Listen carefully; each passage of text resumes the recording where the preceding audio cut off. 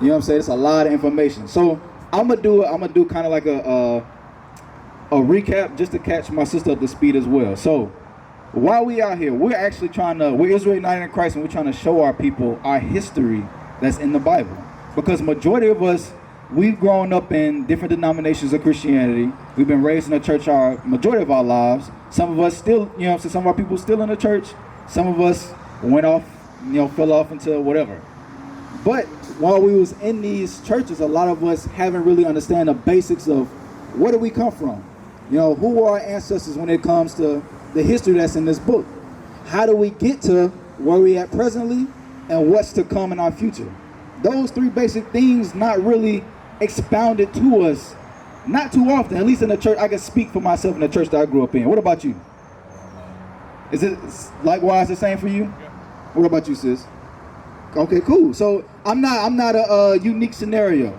You know what I'm saying? So to start off, give me Deuteronomy 28 to start off. And the same things we're going to be reading is, if you got a flyer, I know you got one in your hand, sis. If you got a flyer as well, it's on this flyer.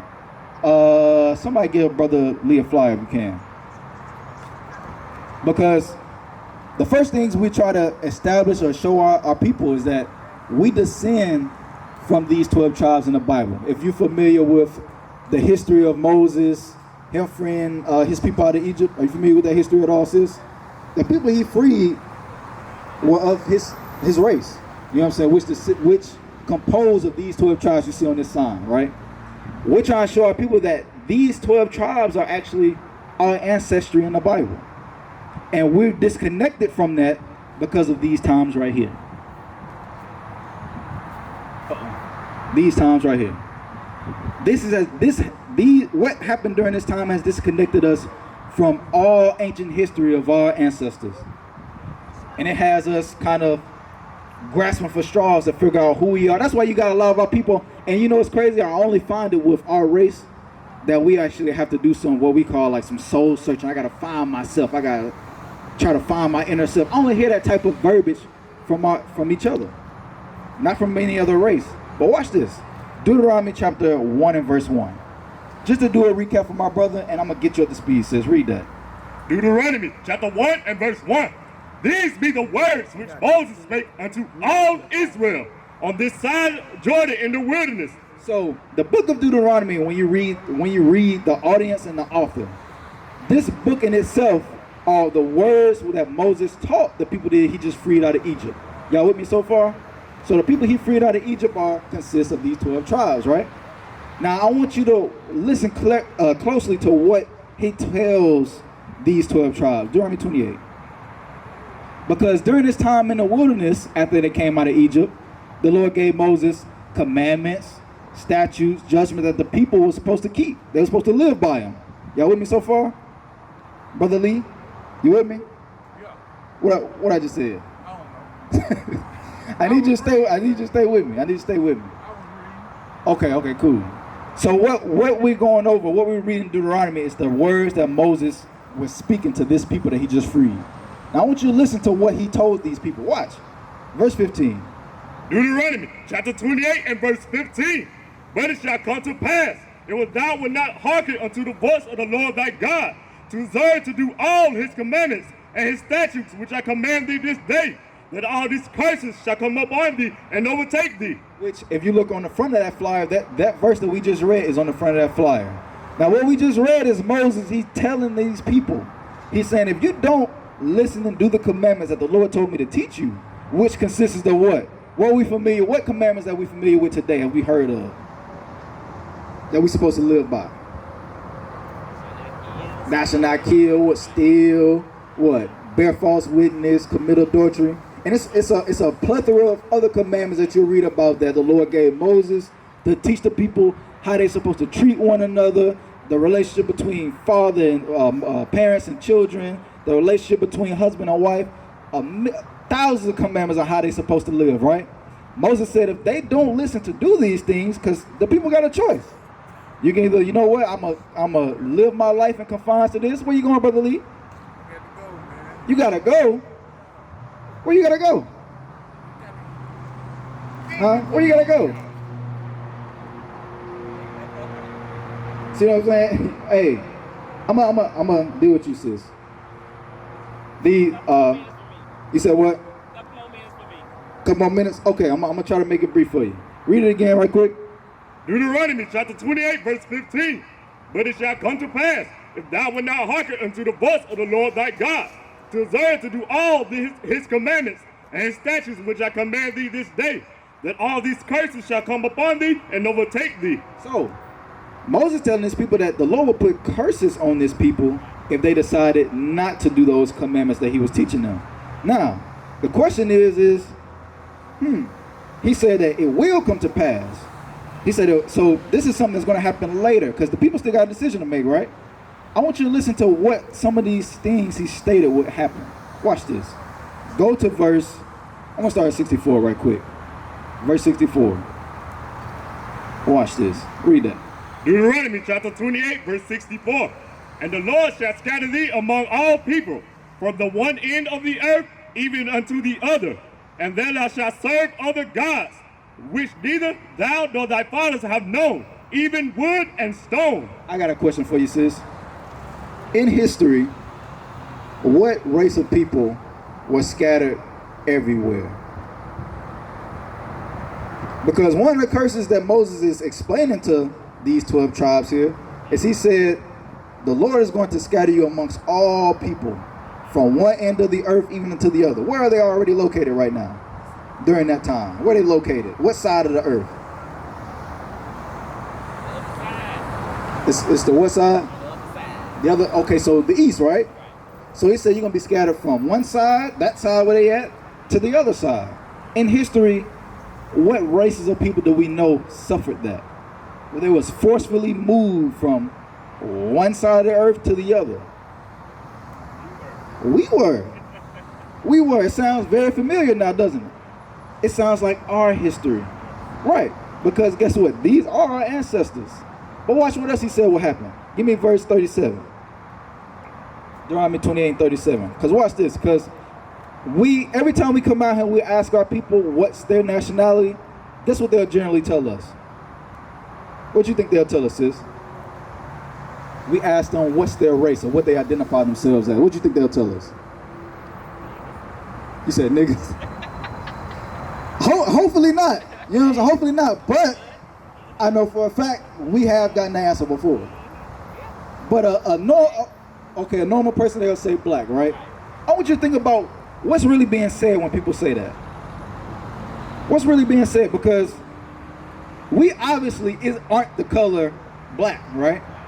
But when you think about the way that the term or the word black is used today, think about what is usually, when it describes someone, how it's usually used. It's used as what? They'll say, oh, this person, you blackmailing this person, or that person's been blackballed, or he's the black sheep of the family. It's always used in some type of negative, derogatory type of usage. So now, what are we really saying when we go around and say, oh, we're black people? When it's not really describing our skin. So how are we describing ourselves then? As evil people. You gotta think what type of level of degradation our mind had to go through for where we willingly call ourselves black. And we got a whole race of people that support it. They allow it to happen and they push it. Because what type of imagery we receive in the media when it comes to how we see ourselves is always in a negative light. It's always drama. It's always killing, stealing, drug dealing. That's the only things we see. So it supports it. But watch this. Guess what else? Well, guess what foretold that to happen? The Bible. Watch this. Read it what you got. Deuteronomy chapter 28, verse 37. And thou shalt become an astonishment, a proverb, and a byword among all nations, whither the Lord shall lead thee. So Moses already told his people, if you break the commandments, the Lord gonna scatter you amongst all people. And amongst these people, you will become, and one of these things he said, you will become a byword. Meaning, it will be a term or a word that will become synonymous with you. And what is that today? Like you just said earlier, nigga. That becomes, when somebody uses the word nigga, what automatically pops up in somebody's mind? A black person. Or quote unquote, what people say of black people today. Or when somebody say black people, what automatically comes into mind? The race of people that identifies as African American, whatever the case may be. our identity has become synonymous with these terms. And we are not identifying ourselves with the names that the Lord gave our ancestors, Right. which is Judah, Benjamin, Levi, Ephraim. All these famous all these famous tribes and men that come from these tribes that you read about in the scriptures, these are fathers. Why we can't identify ourselves by that? Why we don't know these things is because God said these things will happen. It will befall his people. But why? Because they end up breaking his commandments. Likewise today, Amos 3:2. Likewise today, the things that we suffer in our communities is very unique. Like the rate of murder, especially in this city that we're living in, Birmingham. The murder rate here is ridiculous. I think it was just, what was it? I think it was last week, I think. Yeah. It was like seven murders and it happened before that, what, Sunday Yes. of last week? You're right. Watch this. But these things that we go through is very unique to just us. But why is that? Watch this. Amos chapter 3 verse 2. You only have I known of all the families of the earth. Therefore, I will punish you for all your iniquities. So guess what? The Lord says out of all the families he made on the earth, you got the family of the people that call themselves the so-called Caucasian family or the Chinese family. These different races the Lord made. He said, you're the only race that I've dealt with in the Bible that you can read about. I've always dealt with your fathers, your ancestors. But because of that, and I gave you certain standards to live by, because you break those things, now I'm going to deal with you accordingly. Just like you have children, correct? I'm assuming you have children. If they break the rules of your house, you're going to chasten them. They're going to receive some type of chastening to show that you disapprove of that behavior. Likewise with the Lord. Deuteronomy 8:5 right quick. Just to prove it. Deuteronomy real quick. Deuteronomy 8:5. Because, believe it or not, this right here, this is an example of the chastening of the Lord. Because not all nations of people have to go through this. So that should always be the question of our people when we go to churches or we have men that we call our spiritual leaders. Is if they're using this Bible to teach us, they should be able to explain to us who we were in the past, how did we get here, and where we going. If they can't explain those things, how are they leading you? Where are they leading you should be the question. But watch this, Deuteronomy 8:5. Deuteronomy chapter 8 verse 5. Thou shalt also consider in thine heart that as a man chasteneth his son, so the Lord thy God chasteneth thee. And that's what you saw with our ancestors having to go through this right here. That's what you see today in Birmingham with us having to think about the places we have to live today. We're filling up Gate City. We're filling up the projects that was in Southside projects downtown by UAB, Southtown. We filling up all these housing developments. Think about the neighborhoods you got that got terrible housing falling apart. We filling up these locations. And Jackson, Mississippi, what communities don't have water out there right now? It's us. It is us. Why? Because the Lord is showing that in these times he's still chastening us. And it's for the same reasons.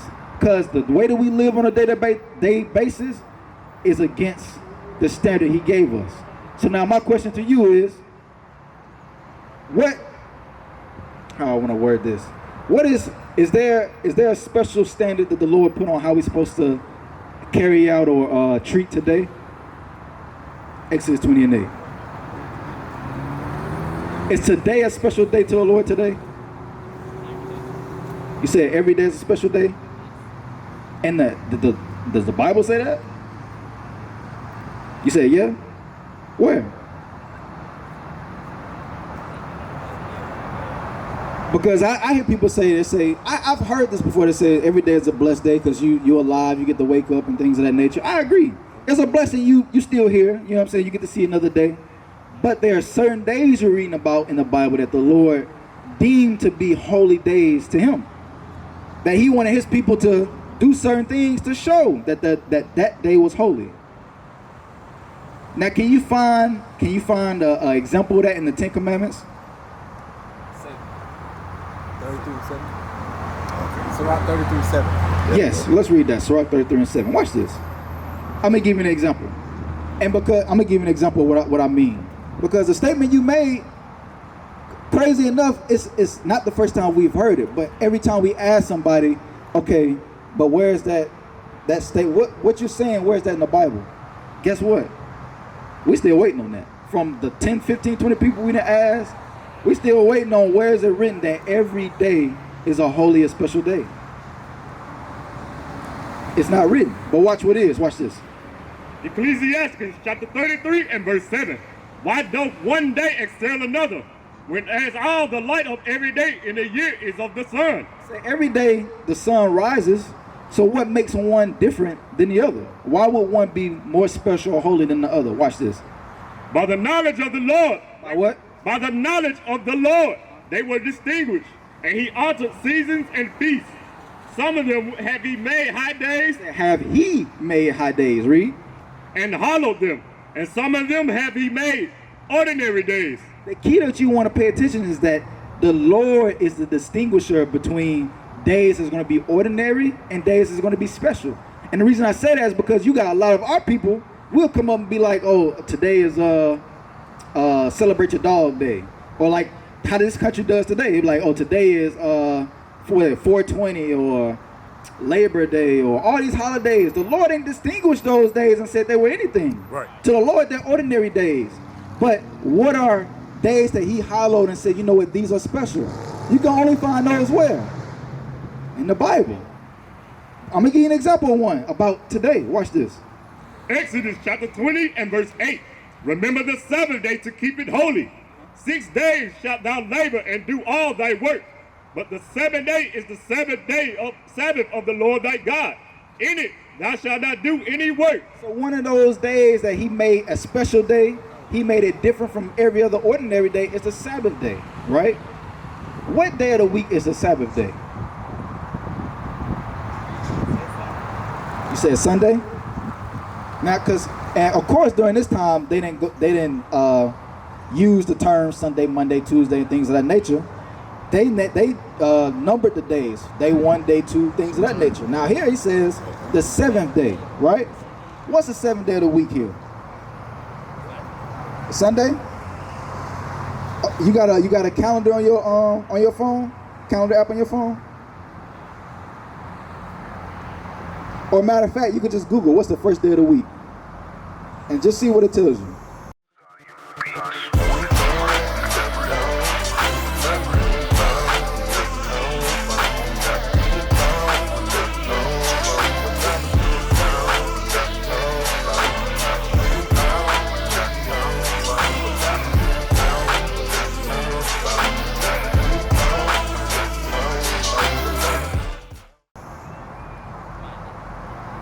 It's Monday? Watch. Let's see if what you said on Google say the same thing. Let's see. Cause I know it's been a minute like since we've been in public schools, because we even learn the days of the week differently from. Watch. When you get it, tell me what you get.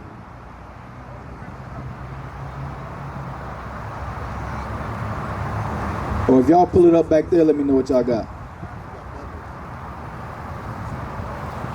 They got the first day of the week is Monday on Google. Holy crap. Okay, watch this.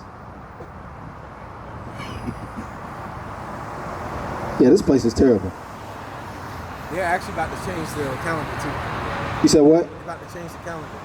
They about to change the calendar. What? Hey, somebody showed us my phone of a calendar. Just a standard calendar. Now, if I'm not mistaken, it should be like some type of red dot or something over the day that it actually is. Now you see that the S that it says today is the, I think it's the far right S, showing you what day it is. You see that it ends, the week ends there on that S, and it starts the new week on that other S on the other side of the calendar, right? So what S is it today?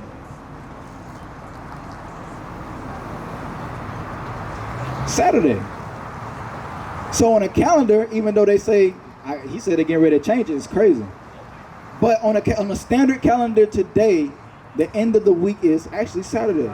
That's why I said earlier when we go to like early on in like elementary or something in public school, we used to learn the days of the week by what? We say Sunday, Monday, Tuesday, Wednesday, Thursday, Friday, Saturday. That's how they taught us that. Being Sunday being what? That first day of the week. So now, go back to Exodus 28, let's read it one more time. Exodus chapter 20 and verse 8. Remember the Sabbath day to keep it holy. 6 days thou shalt thou labor and do all thy work. So those 6 days we got the labor is that Sunday, Monday, Tuesday, Wednesday, Thursday, Friday. Then what? But the 7th day is the Sabbath of the Lord thy God. In it thou shalt not do any work, thou nor thy son, nor thy daughter, thy manservant, thy maidservant, nor thy cattle, nor thy strangers that is within thy gates. So it says on that 7th day, which would start today on what? It would start on that Saturday, or really Friday night. When the sun goes down is when it will start. It said on that day, there's not supposed to be any working on that day, all right? But you see around us, you got a lot of these businesses still open. You got people working in them, showing you what the example of this place sets, and that it follows is not really that of the Bible. Even though you got statements that'll be like God bless America, or you got every president being sworn in on the Bible, things of that nature. This place has the appeal of it being a so-called Christian nation, but in its actions, they don't do nothing the Bible says. They don't. Because one thing we're supposed to do about today to keep it holy, which if you didn't know, this commandment we're reading is the 4th out of the 10 commandments. It's number 4. One of those things is not to work. Watch what else we're supposed to do to make today special, or how the Lord told us to make today special. Nehemiah chapter 10.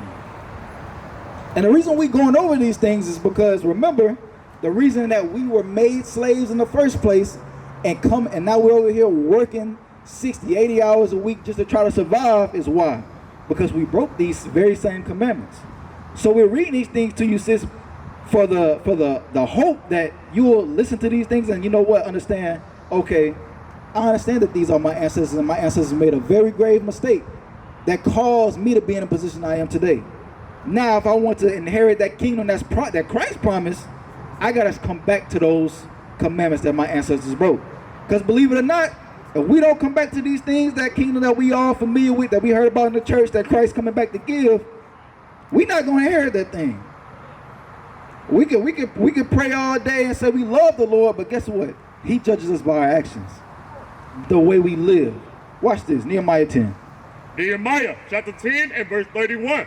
If the people of the land bring wealth or any victuals on the Sabbath day to sell, that we will not buy it of them on the Sabbath or on the holy day, and that we will leave the 7th year and the exaction of every debt. So this is during the time of Nehemiah. You had people coming up to our city because we had our own land at this time, and we trying to get it back. Well, you had people coming to our city trying to sell us merchandise, food, and guess what day it was? It was the Sabbath. What did this man do? What did the people do? They did not buy it of them. They did not buy these things from them. Why? Because it was the Sabbath, the holy day. So what are we supposed to do likewise today? Given that example from our forefathers. When that sun goes down on Friday night, that buying, we ain't spending that money. That black dollar is supposed to stay in that pocket, in that bank account. It's not supposed to go out, right? What else we got? Exodus 16:23. So far, how we keep today holy? How we keep the Sabbath holy? By not what? Not how we keep today holy? The Sabbath. So far, not working. He said we're supposed to rest today. What else? Not buying. Not buying or selling. Watch this. Exodus 16:23.